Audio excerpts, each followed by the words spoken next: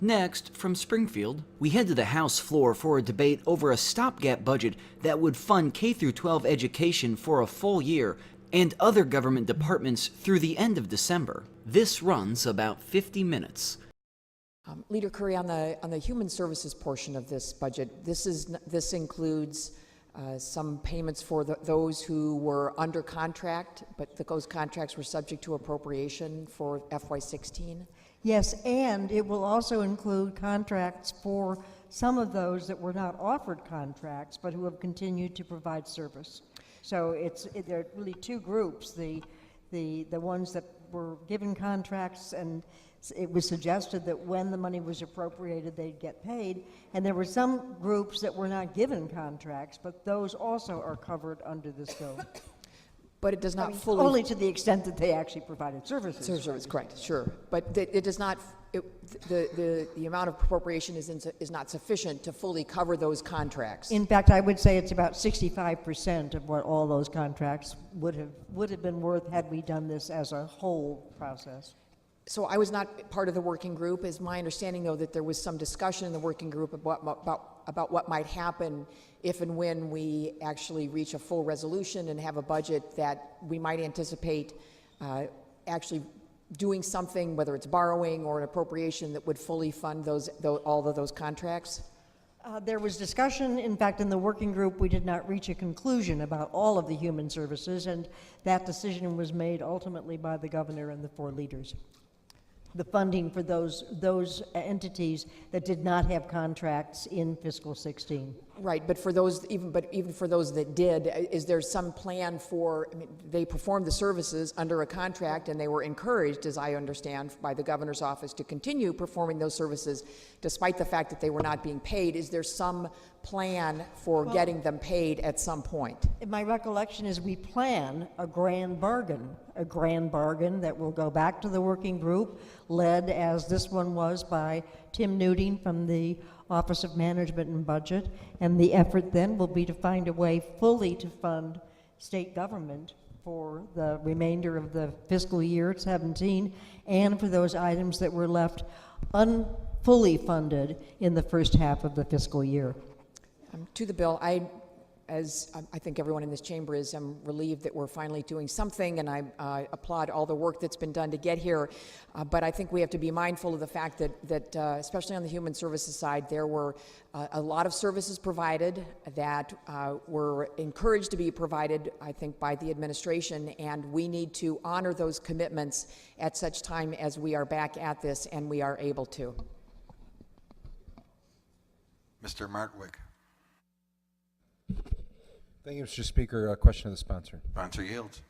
Representative Curry, can you tell me how does this budget affect court orders related to Medicaid, state employee salaries, and continuing appropriations? Nothing in this bill should have any effect on those court orders, and it is my understanding that the courts are likely to continue those orders. I believe some lawyers are going back into court just to make sure, but that would be the intent of this bill. We did not fund those programs by and large in Senate Bill 2047 because they were already funded through consent decrees and court orders. It's my expectation that those will continue on unchanged.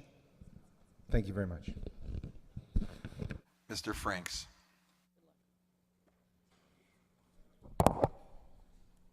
Thank you, Mr. Speaker. I'd like to speak to the bill, if I may. I know that I'm in the minority, and I know this is going to pass. We all understand what's happening here today.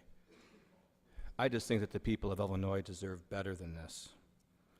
And I oppose this measure because I believe we're kicking our problems down the road and, frankly, making them worse. Nothing with what we're doing here will fix the financial problems of this state. In fact, just the opposite will occur. Our financial situation will deteriorate further as a result of our actions today.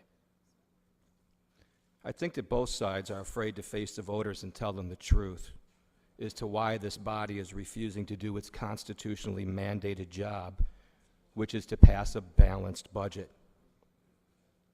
This is not balanced. We are knowingly, willingly violating the Constitution. Neither side wants to face the voters because they don't want to tell them the truth that we have refused to work on pension relief, even though the Supreme Court made a decision about 14 months ago. Neither side wants to tell the truth that as a result of our inability to change the school funding formula and to have the state finally pay its constitutional obligations of being the primary source for school funding, that our property taxes will continue to rise and more people will flee this state. Neither side wants to tell the voters the truth because of our actions today of kicking the can down the road, that after the election, what they're going to be seeing is a massive tax increase that will not only increase their income taxes, but will also have taxes on services and goods, and probably also on sugary drinks. I don't believe there's any profiles in courage today, because after we leave here shortly, our property taxes will remain the highest in the nation because we refuse to change the school funding formula. In fact, this body just guaranteed property tax increases. They just passed that bill. What we ought to be doing is changing our antiquated tax code. We should be closing corporate loopholes. We should actually be incentivizing job creation. We should be stopping the court orders which requires the state to pay more than we are bringing in. We just heard testimony to that effect. And what we're saying is that we will continue to spend $33 million more a day than we bring in. It's just math. Understand that we will continue to deficit spend. This isn't a solution, ladies and gentlemen. This is just a way to delay the day of reckoning. Our debt will continue to grow. Our unpaid bills will continue to grow. Our pension obligations will continue to grow. And our state will fall farther and farther behind in paying their bills. And our credit rating probably will be downgraded again.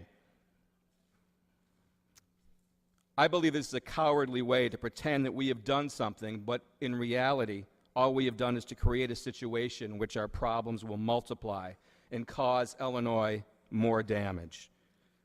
So it's time that we ought to be honest with the voters for a change.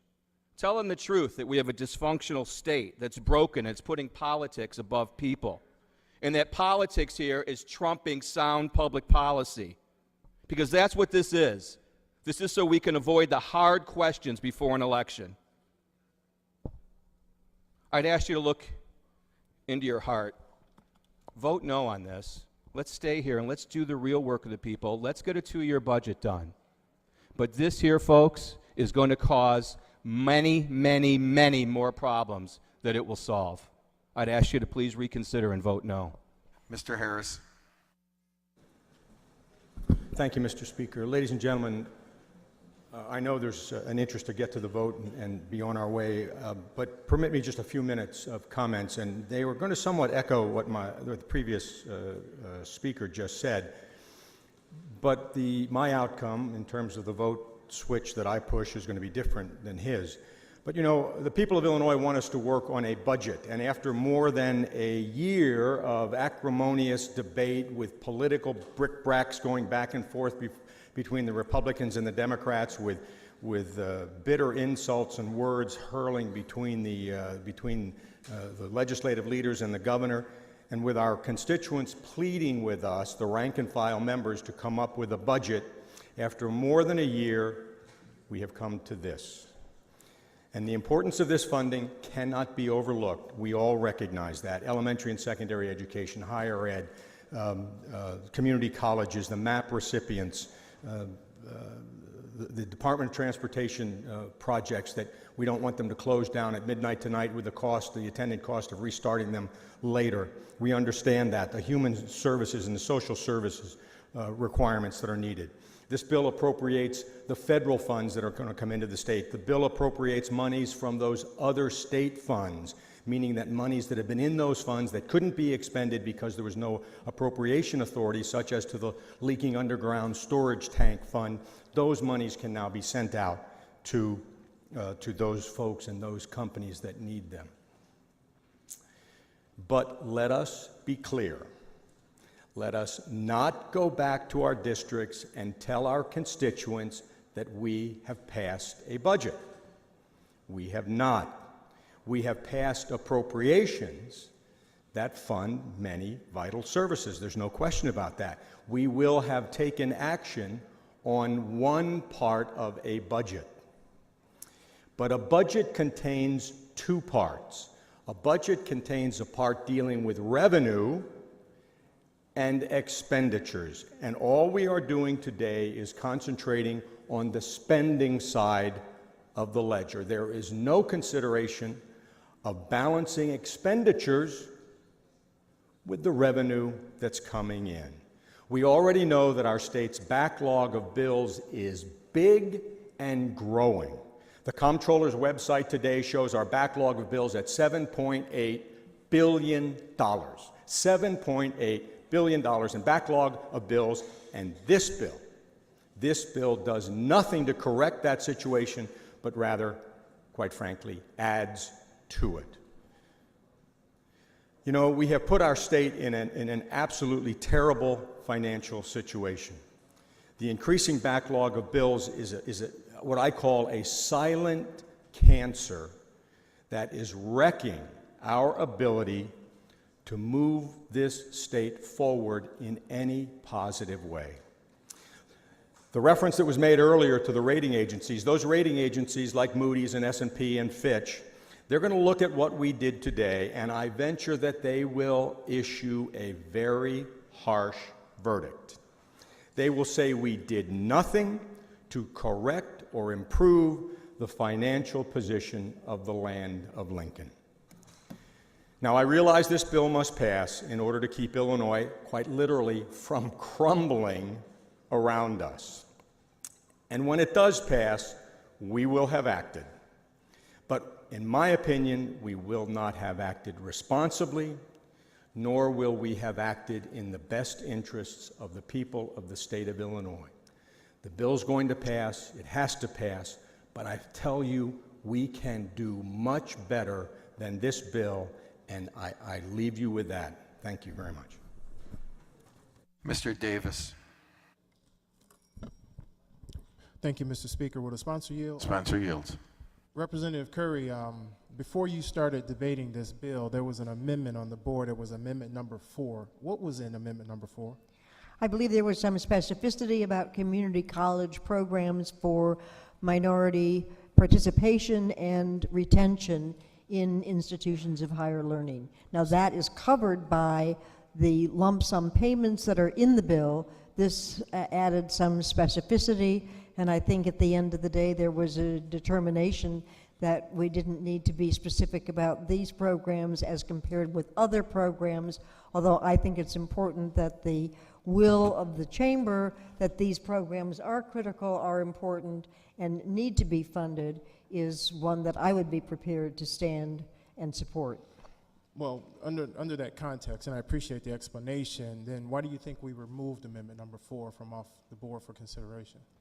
I did not withdraw the amendment, so I'm maybe not the best person to answer, but I think there was a question, since the determination had been that these would be covered by lump sum spending to the community college board, there was a question, well, if we're going to line item these programs, what about all the others?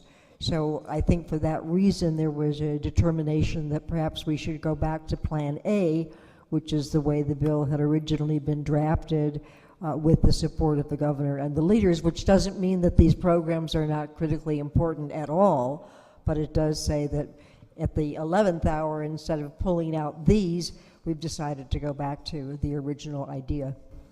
Okay, so it's your feeling that because dollars are being lump summed to the Board of Higher Education, Illinois Community College Board, among others, that the programs that would have otherwise have been asked for in amendment number 4 may still receive funding.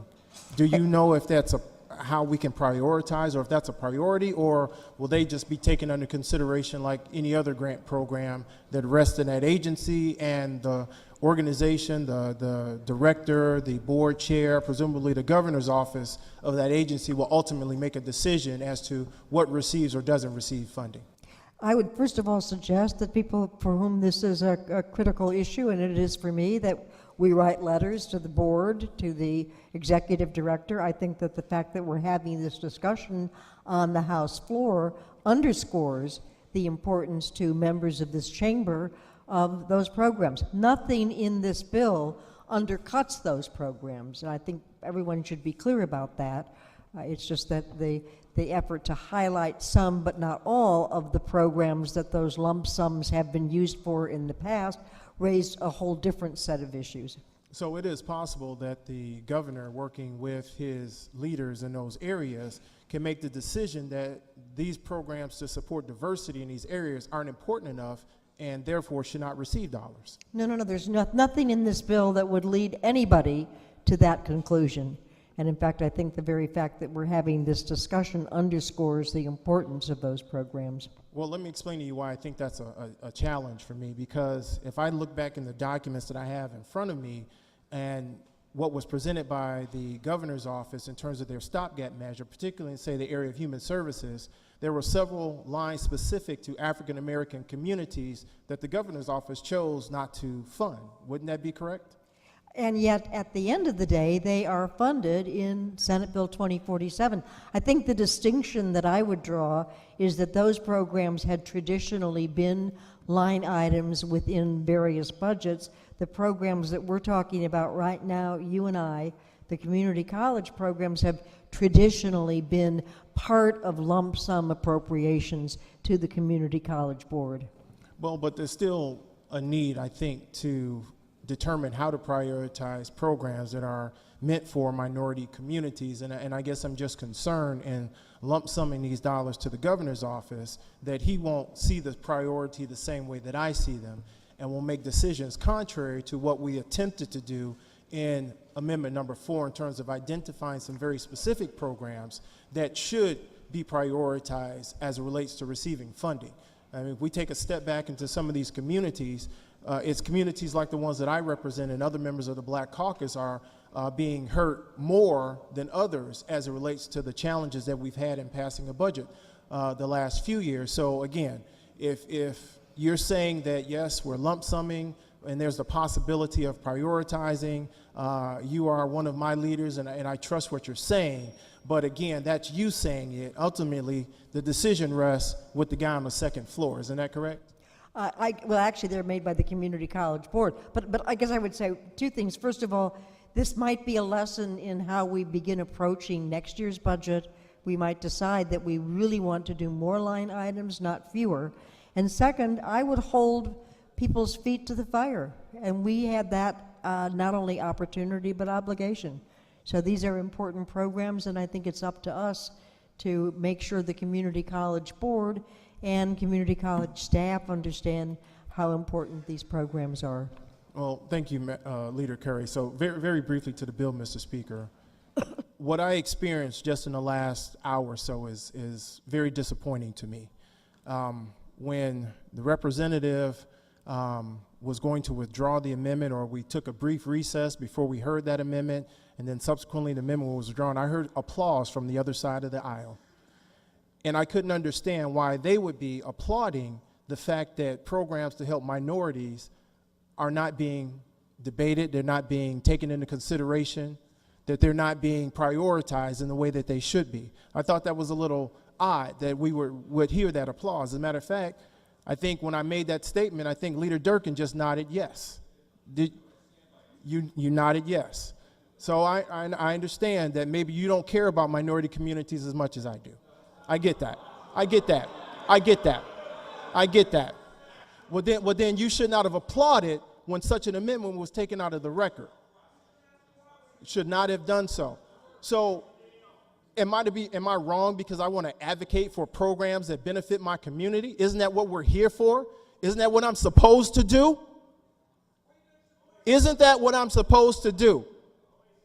I'm asking you, since you stood up the first time, stand up again. Isn't that what I'm supposed to do? To do it what way? I can stand up and advocate for any program that I want to. So the amendment was taken out of the record. We aren't going to debate it. It's not a part of the bill, but I'm just expressing my displeasure with what appears to be the priority that I think is important, that apparently others don't think is important. When you can applaud the removal of something like that, that's a problem for me. That is a huge problem for me. And I understand you disagree with me, and that's fine. We disagree on a lot of things, and that's okay. But the fact that I'm going to be an advocate for what's important in my community, I unapologetically stand up for that, regardless of what anyone in this chamber has to say, and I will continue to do that. There's nothing wrong with trying to advocate for one's community in this process. Nothing wrong with it. So, Mr. Speaker, I applaud and appreciate all the work that everyone has put into this. I am a part of the budget working group. I attended those meetings, but in those meetings, it was real clear that minority communities were not a priority. And I have the documents to show the zeros in the lines that were important to minority communities. And if anybody wants to see them, come take a look at them. Mr. Batnick. I appreciate the timing, Mr. Speaker. Can I speak to the bill? You don't need my permission, sir. It's been a while. To the bill. I want to echo some of the things that the gentleman from Mount Prospect and the gentleman from Marengo said about, you know, this not being a budget and our job isn't done and so on and so forth. I don't want to go into it too much because we already have, but I also want to talk about what the representative from Champaign said, and she was right. Some people have been forgotten in this bill. There's small businesses that have been forgotten in this bill. One of the toughest phone calls I had to make today was to somebody who's owed $1 million from the Department of Natural Resources, pass through federal money. Small business, they're not getting it. And I can tell you, just because you're owed $1 million doesn't make you a millionaire. Most of the time you've paid out payroll. You're paying borrowing costs on all that. So this is a sobering time. I hope when you guys go home, you think about the small businesses, because we talk a lot about education. We talk a lot about social services. One of the things I haven't seen a whole lot on the floor is the talk about the small businesses. And by the way, those small businesses create a majority of the jobs. And by the way, those jobs are how we pay for social services. Those jobs are how we eliminate the need for social services. Those jobs are what creates the money that allows us to pay for education and everything else. So I do intend on supporting the bill, but I wanted to be clear that I'm very unhappy with where we are and we can do better. Thank you. Mr. DePetti. Thank you, Mr. Speaker. Will the sponsor yield? Sponsor yields. Leader Curry, I think that you heard a very impassioned speech from Representative Davis, who I fully agree with on all issues. I think that we're seeing that there is not an appetite to accommodate minority communities in terms of the priority list. Having said that, I'd like to make sure that I understand the dollar amount that we're actually voting on today. And in the memoranda that was provided to us before we began this morning, we have certain areas of the budget that are outlined, and I want to make sure that I understand how much money is actually being allocated for each of these particular areas. Is that okay? Sure. All right. So with respect to P12 education, it's my understanding that that dollar amount is $7 billion. Is that correct? That's about right. It's 361 additional dollars in general state aid. Right. And with respect to higher education, it's my understanding that that dollar amount is $1 billion. Is that Just correct? about right. All right. And then with respect to human services, that dollar amount is $700 million, correct? Correct. And then with respect to agency operations, that dollar amount is, again, $700 million, correct? That sounds right. And give or take a dollar or two, the area of the budget that deals with capital, which is primarily based upon the relief for the engineers and the road builders and the other IDOT folks, is in the ballpark of $16 billion. Is that correct? First of all, that also includes EPA, so water safety, those kinds of issues are covered here as well, and also some very specific capital development board projects. Remember, too, that that dollar amount reflects multi-year funding, the $15 billion that you referred to. Correct. I said $16 billion. Is Yeah, it 15 15. billion or 16 billion? 15 to 16 billion. 15 to But 16 my billion. point is only that that's not just a one-year fund, that covers several years. Remember, we talk about 5-year plans in the Department of Transportation, so you should think about that money not in terms of what we're spending this year compared to the $7 billion that we're spending on elementary and secondary education. Understood, but at the end of the day, the proposal that's before the body today, this particular component of what we're voting on today, it's valued at in the ballpark of between 15 to 16 billion dollars. That's correct. All right. And then the last component, non-general funds, that particular portion of the budget is valued at somewhere in the ballpark of $30 billion. That's right, and that's other state funds, earmarked funds, and it also includes federal funds that flow through the state on their way to local projects. Are those federal matches? They're federal dollars. Okay. Well, how many state dollars are at issue? Some of them are matches, and some of them are just plain federal dollars that go for particular programs. Would you be in a position to assign a percentage? And the only reason why I'm asking, Leader, is I'm not trying to challenge you on it. I'm just trying to lay the foundation for what Representative Davis was talking about as far as priorities are concerned. Yeah, And no, that's why- I can't tell you what the match, which of that 30 billion, how much of it requires a local match and how much of it doesn't. Okay. I mean, for example, today we talked about CTA improvements in Chicago, which we think will be able to bring in $800 million in federal transit monies because it does require a local match. But many of these federal funds don't require a local match, and many of them do. Okay, so can you, let me move on. Having said all of that, we've got a huge number here of billions of dollars, correct? Yes? And the programs that Representative Davis was talking about, for an example, the Minority Teacher Scholarship Program, that's $2.3 million, correct? Yes, but the billions that we're talking about does include spending on capital, for example, at the schools, at higher education institutions. So it isn't as if everything is in a separate, mutually exclusive category. When I say we're spending $1 billion on higher education, that doesn't count the monies that might be in federal funds flowing through to the universities or other state funds that are going to build a new dormitory or what have you. And that's certainly understood, and I don't dispute the importance of all of these appropriations for all of these areas. These are all vitally important areas that need appropriations. There's no question about that. I'm just trying to make sure that I understand the distinction between this huge number that we're going to vote on today versus the relatively insignificant number that there's no appetite in this chamber to address. For an example, as I said, the Minority Teacher Scholarship Program, $2.3 million. Diversifying Higher Education Faculty Program, $1.4 million. $4.1 million to providers for the bridge programs. I mean, these are also important programs as well, and I'm concerned that at the end of the day, if this bill is successful, and it will definitely have my support this afternoon, because I'm looking at the big picture, and that's what's important here, the big picture to get this done, but I would just urge the body to listen to the remarks that were made by Representative Davis and take heed that our job is by no means done. Thank you, Leader. Mr. Sandak. Thank you, Mr. Speaker, to the bill. I feel duty-bound to correct the record a little bit on something.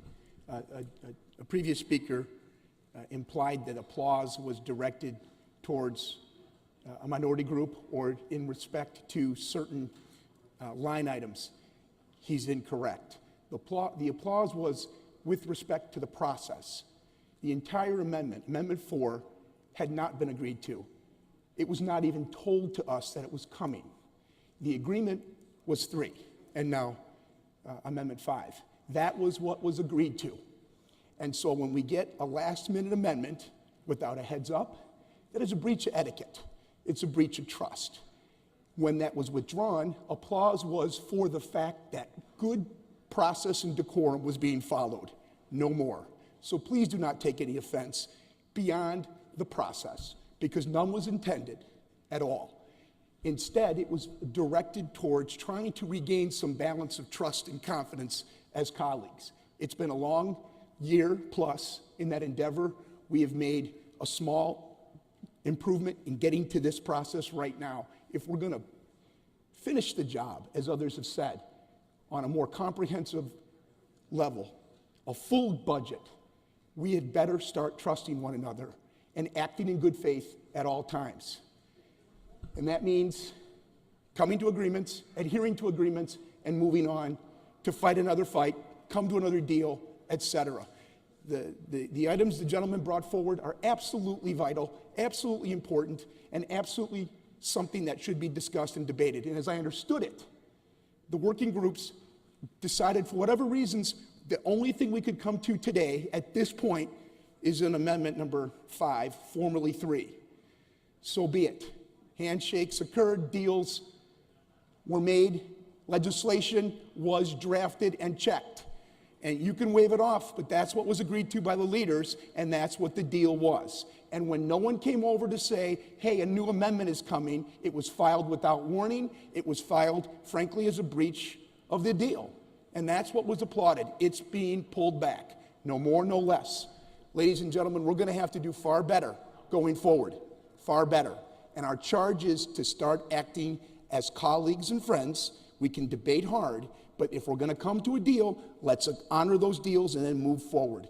As with respect to this bill, it is the best we can achieve at this juncture. It is far from perfect. It's called a compromise. There are aspects of it I wish were not in. There are things I wish that were. But by and large, it is the sum of a work product hard fought and honorably achieved. Vote yes. Representative Belak. Thank you very much, Mr. Speaker, and I'll be brief.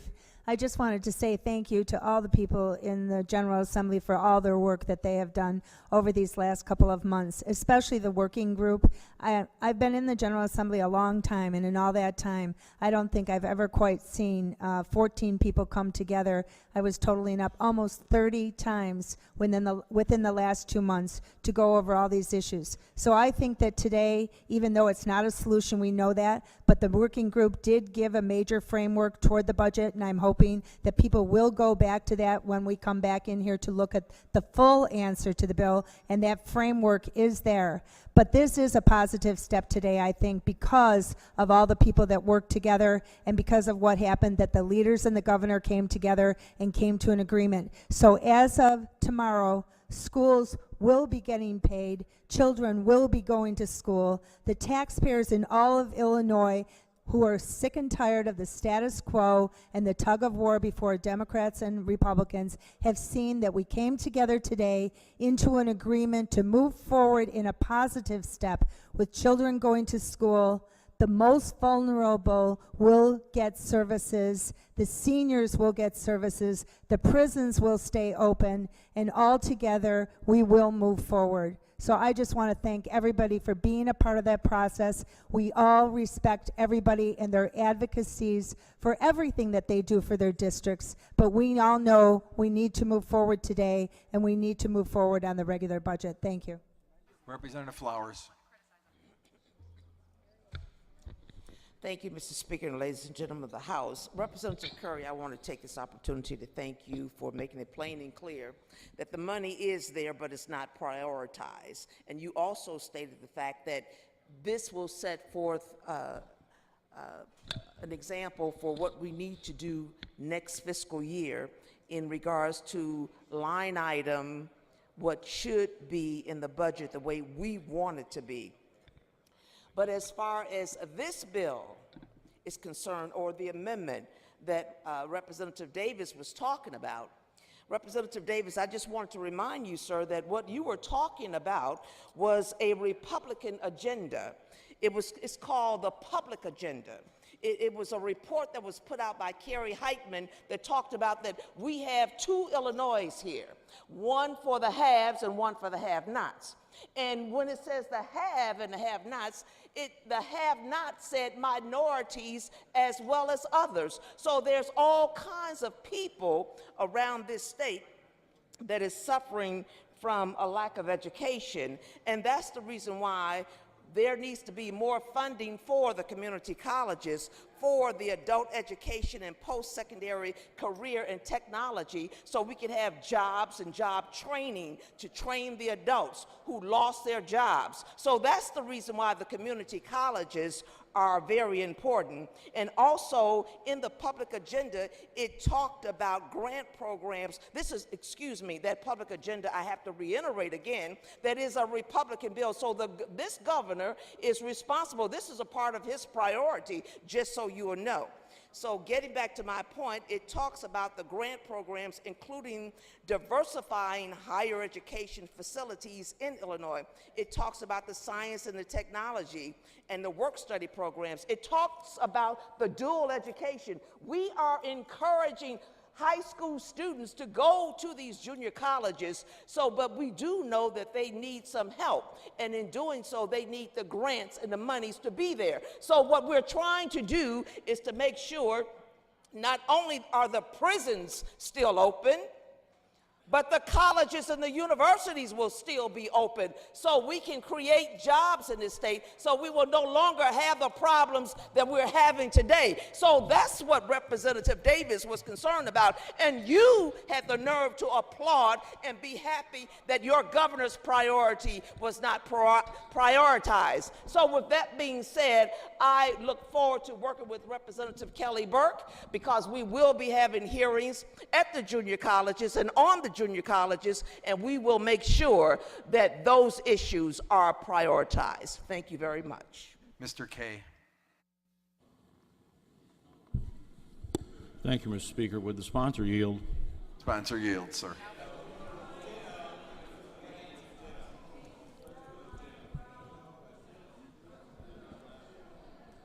Representative in front of me, and trust me, I don't want to go through this, but I have heard some things this afternoon that are just absolutely astounding. Astounding. I've got the budget in front of me, 800 pages. And you know what? I don't necessarily care for it. Some things I like, some things I don't like. But, ma'am, is it not true that we had an agreement between Speaker Madigan, President Cullerton, Leader Durkin, Leader Radonio, and the governor? Is that not correct? That's my understanding. And that's what was in this 800 pages. Is that correct? That's my understanding. So the amendment and the monies in that amendment were not in this bill when we had the gentleman's agreement last night. Is that not correct? Well, gentleman and lady, I believe Okay, the minority fair leader enough. in the Senate is actually Fair a enough, woman, but it not a was man. not in this 800 pages, was it?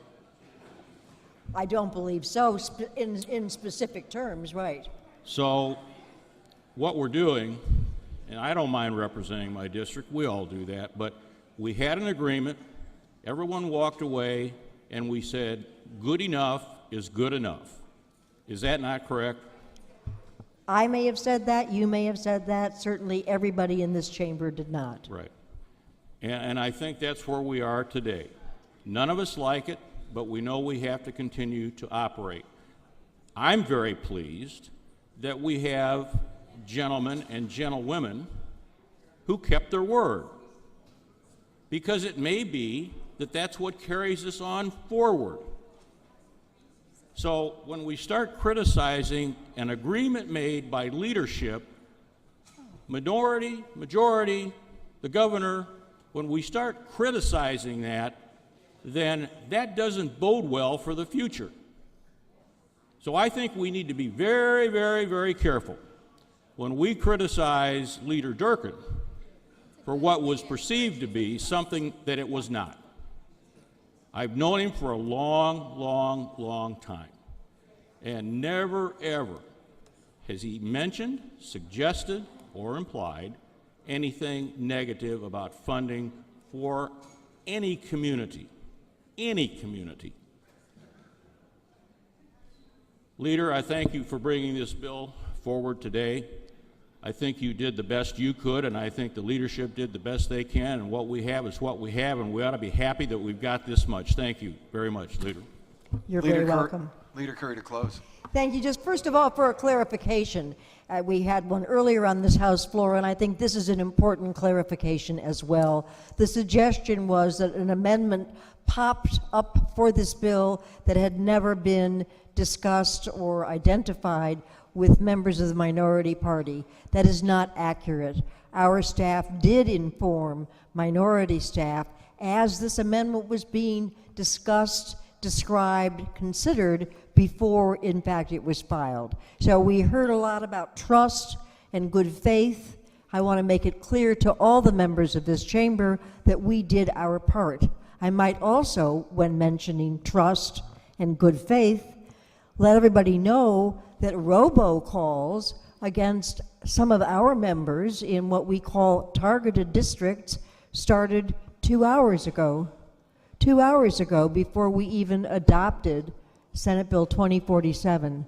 I'm not sure I consider that a sign of trust and good faith as we try to work beyond this stopgap 18-month budget bill and try to make sure we fund all of state government. To the bill, people made it clear that there are missing items, important priorities that were not clearly adequately funded in this bill. People have made it clear this is not a full and complete budget. I could not agree more. This is stopgap funding. It is meant to keep the lights on.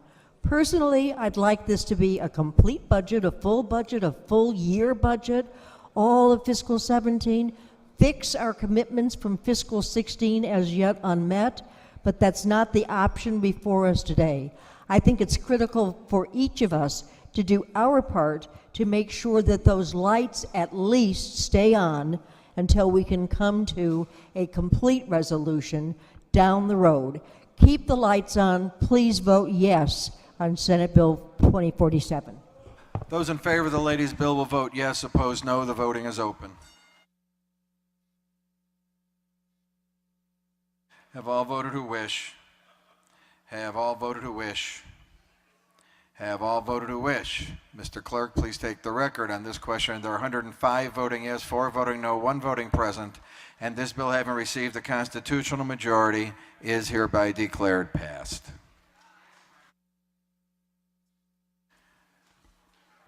Members, an announcement. The fall veto session schedule is about to be distributed to you. We are now going to have closing remarks to this part of the session by the leaders, beginning with Leader Durkin. Well, thank you, and I think most of you have heard enough from me today and over the past year and a half, but I first want to start and thank the people that make this happen. It's been a year and a half. It's been a lot of work. We've traveled many miles to come back and forth, sacrificing from our family, but what we don't pay attention to sometimes is the sacrifice that our staff makes for us and what they've sacrificed this past year and a half. So I want to speak on behalf of my caucus. I want to congratulate Andrew Freiheit, our Chief of Staff, Clayton Clanky, Colleen Atterbury, and all the rest of the House Republican staff for the time and the hard work, but the fantastic work you do day in and day out for us. But I also want to thank the House Democrat staff, who have done a tireless job as well, working with us. They're fine people, fine men and women that work hard, and they're very professional. And I thank you for the work that you do on behalf of your caucus. And I think we all owe them a debt of gratitude right now. So if we can just do that at this moment, I'd appreciate it.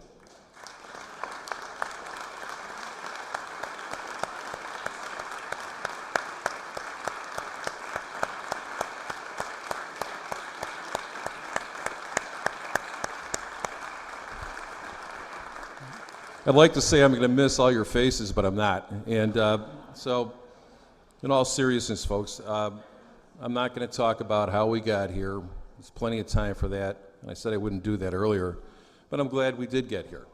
And I think it's important that we did walk out of here today at the end of the fiscal year with some type of agreement. And again, as I stated earlier, our citizens, whether they're conservatives, liberals, independents, whatever you want, They want something done. They want us to agree on things and cut the nonsense. And that's what we did today. So what I'm going to say is that we have learned a lesson. And the lesson that we have learned, to my friends on the other side of the aisle, when you engage the Republicans, the minority party, on the difficult issues, the most important issues of the day, we will achieve great and successful results. And that is what's happened today. That is because the Democrat Party, the majority party, has engaged the Republicans to work in a bipartisan manner to get a great portion of this impasse out of the way. So folks, I just want to say thank you for everybody, for your patience, your hard work, your dedication towards your district and also the state of Illinois, and we will see each other soon. Chair recognizes Speaker Madigan. Thank you, Mr. Speaker. I would like to extend my thanks to the members of the House, both Democrat and Republican, and also to the Democratic and Republican staff for their efforts over the last several weeks and months in helping us to arrive at this point and in passing a temporary budget. Very important work has been accomplished after serious compromise and good faith efforts, but our job is not finished. You all know there is much more to do. My view for the last 18 months has been that the most important job for the legislature is to address the state's budget deficit and to pass a budget that provides the critical services that Illinois' middle class, the elderly, children, and the most vulnerable depend upon. Last summer, we heard from many individuals, including breast cancer survivors, disabled children, elderly residents who rely upon local agencies, and many others who were losing important state funding.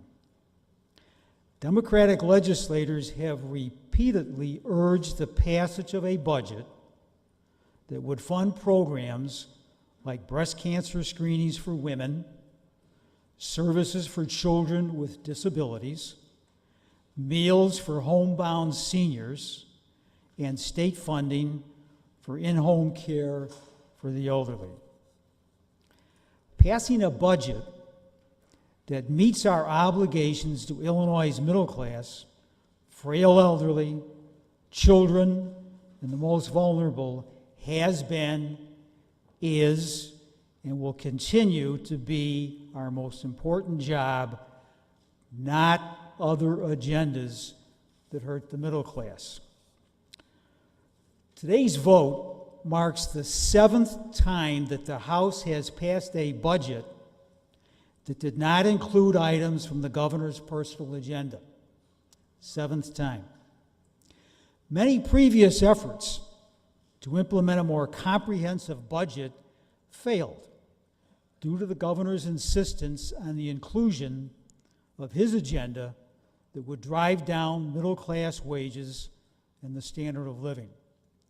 The difference today is that the governor has dropped his demand that his agenda be considered before a budget could be approved.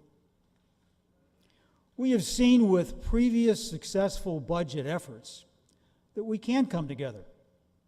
We can achieve compromise. We can pass a budget when the governor's demands relative to his personal agenda that hurts families are dropped. That happened here today. This measure is a compromise. Republicans did not get everything that they wanted. Democrats did not get everything that they wanted. But this is a compromise effort that also makes important progress toward fulfilling our obligations to Illinois' middle class, the elderly, children, and the most vulnerable, progress that must continue as we move forward. While important progress has been made today, I want to reiterate that our work is not done. My priority and the priority of House Democrats continues to be the passage and the implementation of a comprehensive, full-year state budget that fulfills the promises to Illinois' middle class, the elderly, children, and the most vulnerable. This can be achieved if we can again work together towards compromise instead of focusing our agenda that would hurt Illinois' middle class, rather focus on a budget that improves the quality of life for all Illinoisans. Mr. Speaker, I thank you very much, and I move that the House stand adjourned to the call of the chair. And now, leaving perfunctory time for the clerk pursuant to HJR 155, the House will adjourn until the call of the Speaker.